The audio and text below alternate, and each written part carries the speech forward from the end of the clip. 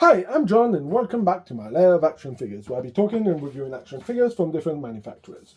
Today we're going to be jumping into another G.I. Joe Classified Series figures. Of course, this one is going to be coming between, and it's not going to be the only one who's coming between the videos that I'm doing for the Special Mission Forces from Plan B Toys or Weather West Toys. Because a lot of people who subscribe to this channel are G.I. Joe fans and are following me because I'm doing videos about the Classified, it's only fair that I put out some extra videos of the Classified and also trying to bring in some other interest with reviewing action figures from different manufacturers because this is the base of the website. So this video is going to be dedicated to all the fans of G.I. Joe Classified series. Anyway, I digress. Let's get into the review of this figure. So, as you can see up today, it's going to be a review of Jason Shockwave Faria. Now, this figure was already reviewed by me with the Night Force version of him with the WAM cycle. Now, of course, this version is a bit more interesting because it's the one that we got back in 1988. So, of course, this puts it a lot more interesting because this is the figure everybody is more interested in. And I must say that in the 1988 line, of course, my favorite figure would be Storm Shadow V2, but this one would be really close behind. Anyway, we're going to be talking about the history of this guy, and we're going to be looking at it in deeply. So, of course, I have what I did due to the fact that these are these boxes that I really hate. So I decided to put the empty box and my mint in box figure step by side, and of course we can be able to look at all of what we do have. Of course, this is G.I. Joe number 105 in the Classified line. Of course, we can see the box under the two angles because this was the goal of having these boxes. Of course, you know I hate these boxes and I do not like the fact that we have no blisters on them. I do like the back, that doesn't change, but let's have a closer look at what we get in the box, the history of this guy, what are my thoughts, and do I think this is a collectible item? Now, of course, like always, let's dive into the history of this figure. So, as I was saying, this figure, the original one came out in 1988. So this is one of the figures that I have. This is not my mint in box one. I cannot find it. But this is one that I will have for sale. Sadly, the box got a bit teared over there. But as you can see, this figure really looks cool. I mean, he has the knife on his vest. He has some kind of Uzi, but it looks more like a Ingram submachine gun. There's a silence on it. He has a backpack. He's got even a pistol. And he's got one of those massive Rambo knives, of course, who is larger than life and doesn't really look real. And on top of it, he's got two holsters with pistols in it. I mean, this guy really rocks. I'm not really convinced about the camouflage with this kind of extremely light blue with yellow and darker blue as a camo. I don't know where he wants to hide on. But again, this was some of the G.I. Joe of the time who started becoming a bit more colorful. But even if he did have these weird colors, it did put him as a really, really great figure. As you can see, there's some of the other figures that came out. Of course, I have Repeater, who's one of my favorite. Hope that he's going to be coming soon to the Classified line. Blizzard was also cool. But anyway, I'm not going to talk about all the cool figures. I'll be making a video when I'll be reviewing them. So, of course, he's a SWAT specialist. Again, this makes no sense that you would hire a SWAT police guy in the G.I. Joe team. If you really think about it, G.I. Joe is supposed to be a Delta Force group with the codename G.I. Joe if you read the comics, so it's technically they're tier 1 group operator. So I don't understand really why did they go with a figure that has police background SWAT training, due to the fact that every Delta Force and tier 1 group operator will have an anti-terrorist group who will be trained in CQB or close quarter battle.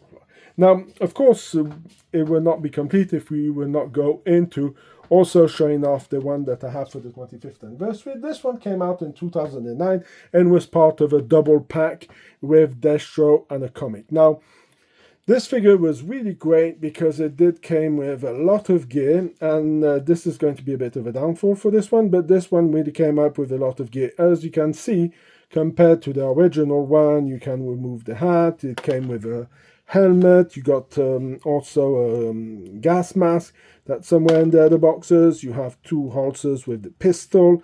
I mean, the figure really looks pretty neat, and this is the reason why I do have a bit of a preference for our friends on the 25th anniversary line, more than the Real American Hero lines that came out with the O-Wings. Now, don't get me wrong, I do like the O-Wing figures a lot, because I did play a lot with them as a kid, but I think overall the design, the new ideas, the fact of being able to put pistols in the holsters or knives in the holsters, it all made more sense in this kind of way. So, as you can see, this is a really nice version. Now that we have gone through the history of this figure, let's dive in to see what we get in the box, and let's talk about the value of this figure and also what do I think of it. Now let's take a closer look at what we have in the box. Of course, we have the figure, we get his cap, we get, of course, his baton. We also get two submachine guns with removable ammo clips. So these have a bit of a tendency of bending. And we get two different knives that go onto the figure. And of course we get a shield with some lights on. And I guess he has got rid of 4 Cobra operators. Now let's have a closer look at the figure itself. As you can see, the figure itself is pretty well detailed. You have some ammo pouches, you have some other pouches, I don't know for what.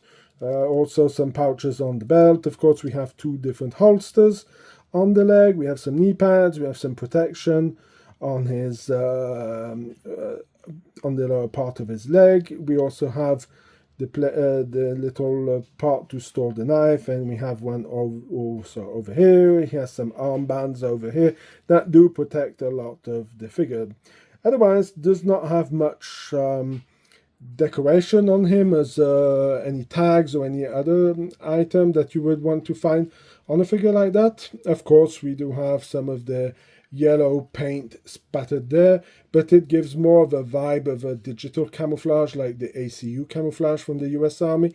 So yeah, the figure looks not too bad at all. Now let's talk about the weapons. Of course, like I said, we get 2 knives. So of course the small one comes in the top one, and this one goes into his leg. We were talking about the machine guns over here. So he gets 2 of these machine guns. These give me a huge vibe of what is it called, Modern Warfare 2, with those Akibo, or I can't remember exactly the name of it, where you're running around and gunning down the people. As you can see, the fact of having cheap plastic who's bendable over here, you can see that the weapon is the ammo clips are bended. So if you're storing the figure and you're not having them up on the shelf or anything else, remove the pistols, put them in a small bag so you don't lose those, and of course they don't get bent. Of course, we have his baton. So this one was also given with mud, so anything new over here. This is his tactical shield. Yeah, looks okay. The fact of having the lights over here works. I would have liked to see maybe a little opening over here to be able to put the figure, to be able to look through it, because it could make sense that you would have a sliding part, especially if you have a 6-inch figure. Of course, they also have the little part over here where you can have a machine gun who would be able to be put and use it as extra stand for it to be more accurate. Of course, you have the hook behind, the way to hook it to the figure. So now that we got the figure out of the way, let's talk about the value of this figure. So currently, I think this one is sold out on Hasbro Pulse. So if you want to go and look for it, you can still find it. The suggested retail price for this figure is $24.99. And it was also a general release. So if you're still looking for it, you can also find it on Hasbro. Pulse Europe does still have the figure. and he is also going for $29.99. So if you haven't picked it up, go and pick it up. It's a really great figure, and I truly believe that this figure will have a bit of a collectible value down the line, so really go for it. It's a really great figure on that behalf if you want to resell it at a later date. Of course, due to the fact that we didn't have yet the retro line packaging coming out, if you want to wait, you could pick up also the retro line. Could make more sense, and you might get some extra equipment. So now that we've talked about its collectible value, let's talk about the figure itself and what do I think about it on my final thoughts. Now, I really like what they did with the figure, but there's a lot of illogical stuff that has been done. So let's say if you want to try to clip his hand over here so he carries the shield, you have this in the way, so then you will have to pull off the hand. If you want to do this, so you will have to pull this off. It's always a bit tricky. Then you remove this, then you can come more easily to put it in, due to the fact that this will make it a bit larger, and this is something who's a bit poorly thought over on the behalf of Hasbro. I would have liked them to do this. Also, the gear equipment seems also really weird. I don't understand why go with this kind of pistols, this automatic pistols, except if you're a Call of Duty fan and you want to see him running around. This makes no sense.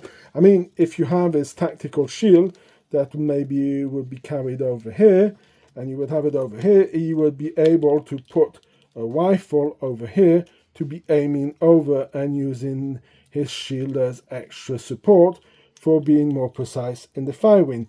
So he will not need this kind of small submachine guns. This is something who's a bit weird on the behalf, I think, of the way the figure is operating. As I said, I would have preferred to see some pistols instead of this kind of small handguns, this kind of small submachine guns. Doesn't make sense.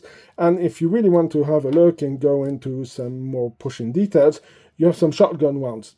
Doesn't have a shotgun. They did it for the 25th anniversary. The second version that came out, the guy came with a shotgun. He has some ammo pouches here.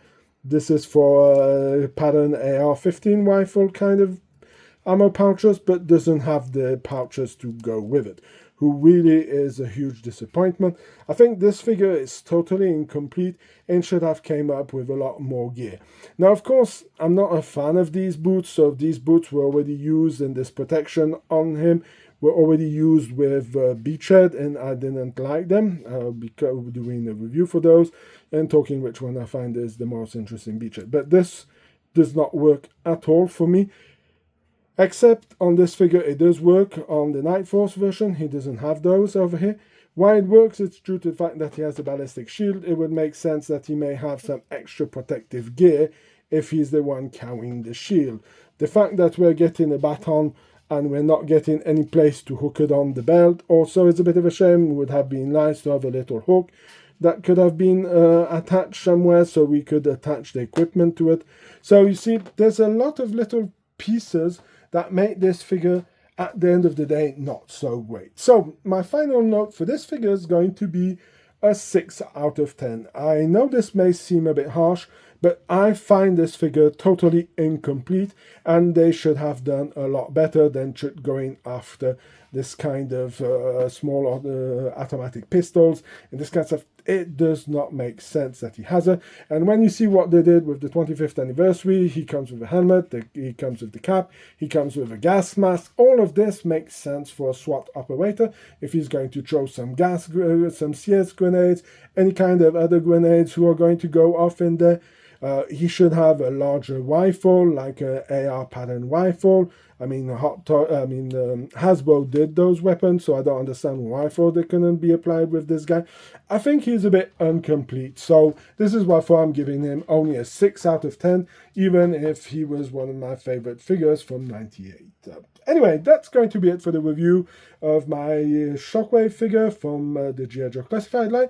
If you like this kind of content, please leave a like, share, subscribe to the channel. It helps a lot. If you want to go and see some of the pictures, I have the links in the description to go and see them on my Facebook page or on my Instagram page. I have subscribed today to X, We're trying to promote the channel, trying to get more people to join. So that's something new that you will also have the link in the description. That's mostly to do with the promotion. There's not going to be much more than what you see on the YouTube page or on my Facebook page. Until then, I hope you have a fantastic day, and I hope to see you in my next video. Bye!